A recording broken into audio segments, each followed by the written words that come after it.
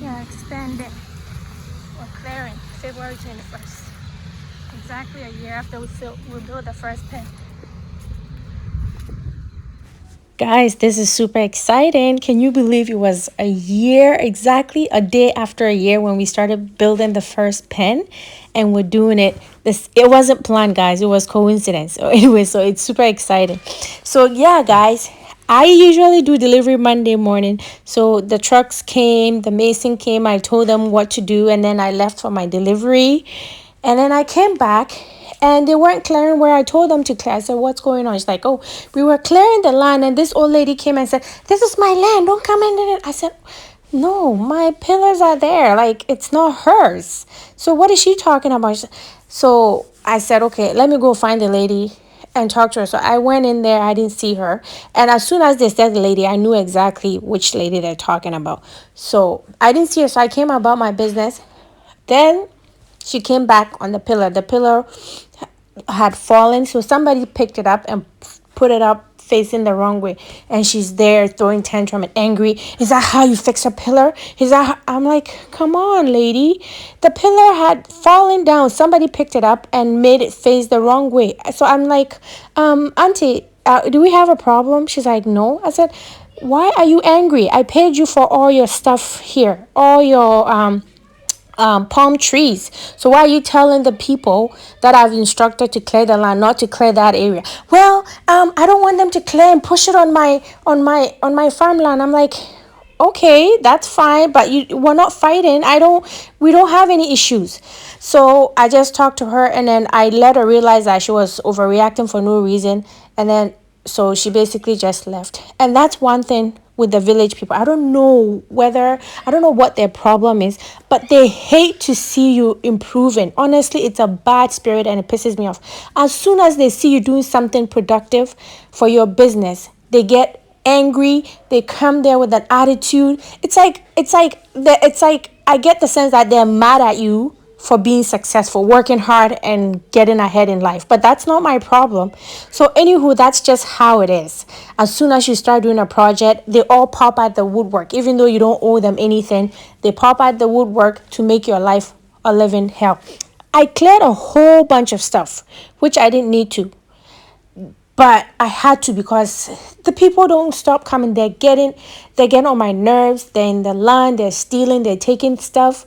And I just said, you know what? I'm just gonna get rid of all the oranges. I'm not into orange farming. I'm not into whatever. It's nice to have it, but they're getting on my nerves. So I cleared a lot of the stuff when I don't need the building. Yes, it's big, but not to that extent. And another thing, I knew this would happen as soon as I cleared the land. So I told my workers, if you see anybody walking through our land as a walkway, tell them that's not acceptable. And sure enough, that's what they're doing. So my workers would tell them, no, my madam says, use the road, use the normal way you get to the farm. And then they get really angry and they say, well, tell your madam, I didn't ask her to make a path. I said, I made a path on my plot of land so the tractors bringing stuff can access my building site and put stuff there. It's not for you to walk on. So I had to make an announcement in the village for them to stop trespassing. So this way we measure 92 feet.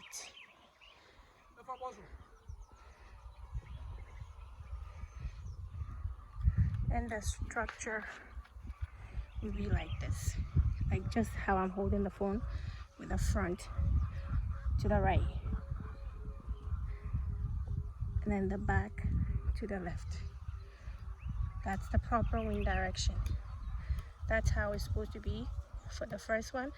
But he built it like this, with the front facing where the phone is facing and the back facing, so it's not the proper wind direction.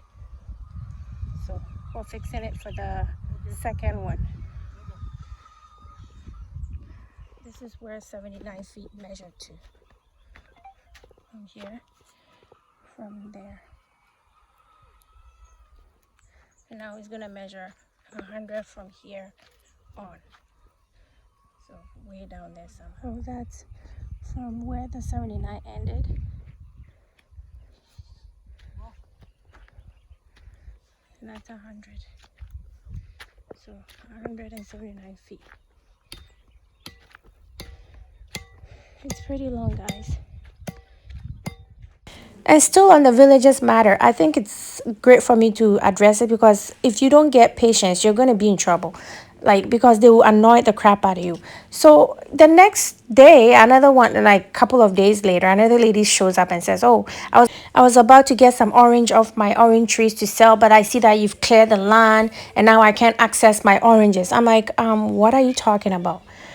And the thing is, she didn't even tell me, okay?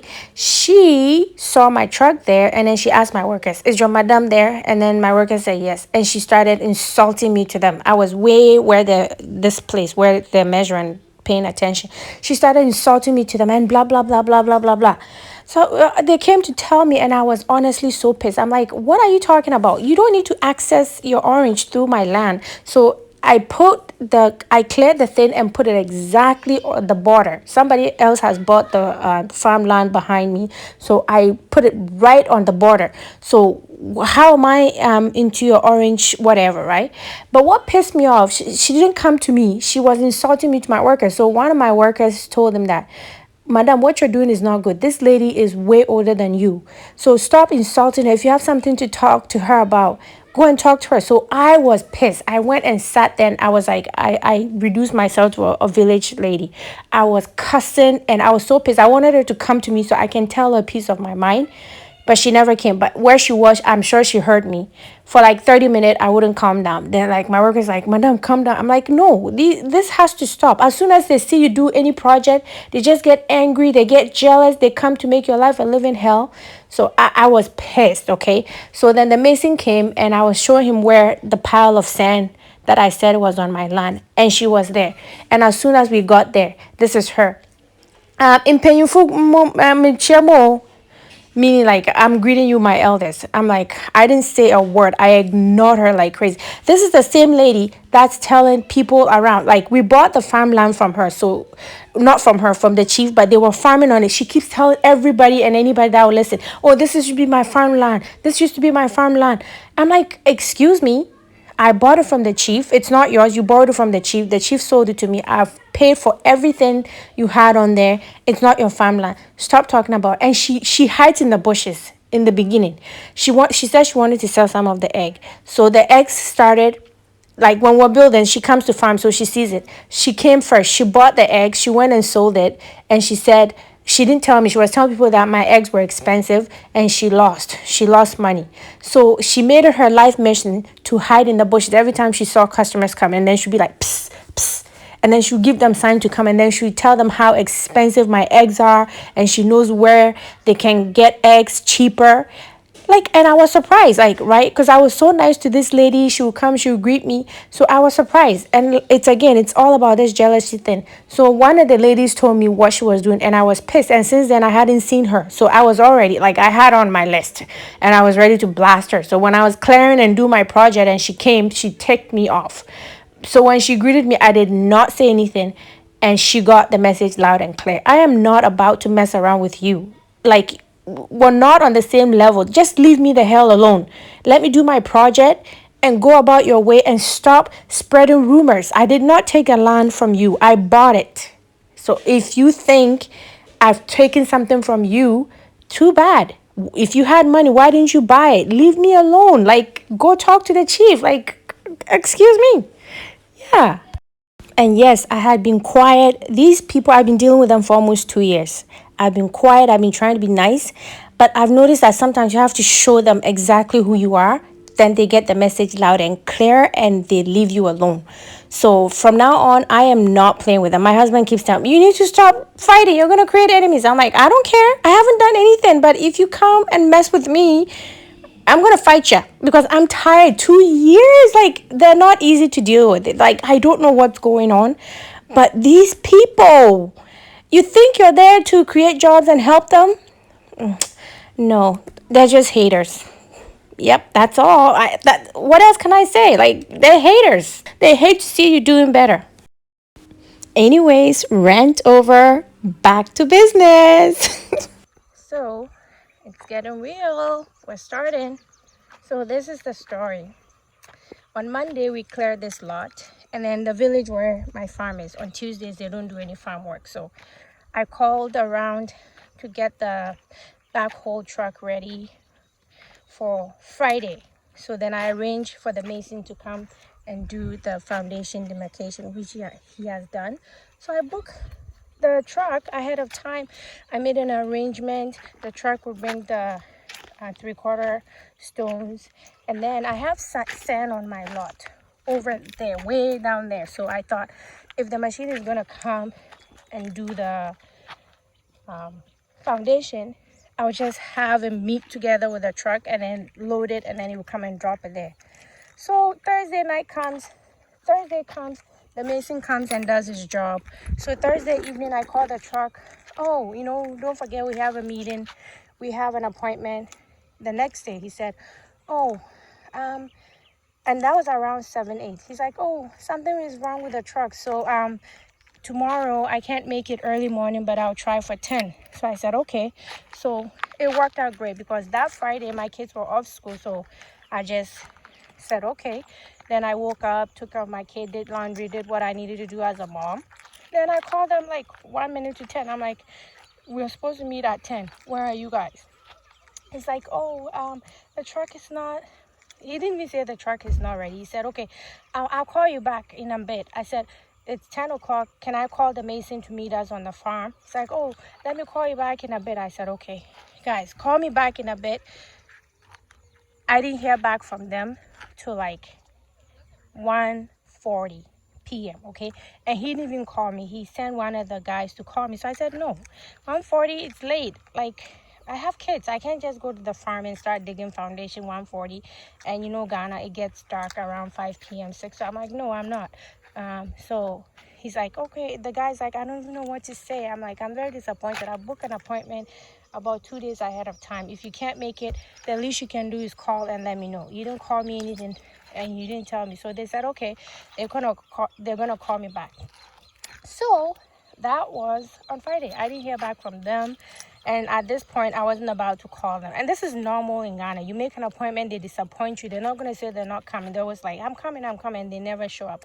So I just made my plans. So then I decided that my husband and I talked it over, and we decided that it's cheaper. Let's just hire the prisoners. When they come, we work with them. They always come here and weed. They do a lot of the work for us. So we decided that when the prisoners comes, it's $200 a day, and then you pay their transportation, which is like 40 each way, so 280. So I decided to order 2 sets of prisoner for Monday. So then yesterday was Saturday, so I ordered for my stone and my sand. And then tomorrow is Monday, today is Sunday, and the prisoners are gonna come and dig the foundation, and I'll save more because the machine a day is like 2,300. The prisoner, I talked to the guy, and he said, oh, maximum is like, if I'm bringing 2 sets, then they're probably gonna finish on one day. So that's good. So that would be like 4, 5 something versus 2,300. So yeah, that's the thing in Ghana. Like, you book an appointment, they won't show up, they disappoint you, and it's very frustrating. Before I would just be all upset about it. Now it's like, okay, if you don't want to do the job, that's fine. I'm just gonna find somebody else to do. And that's the thing. They always complain there's no job, but when you give them a job, they waste your time. And I've also noticed that the older guys are more serious than the young guys. Young guys, I don't know.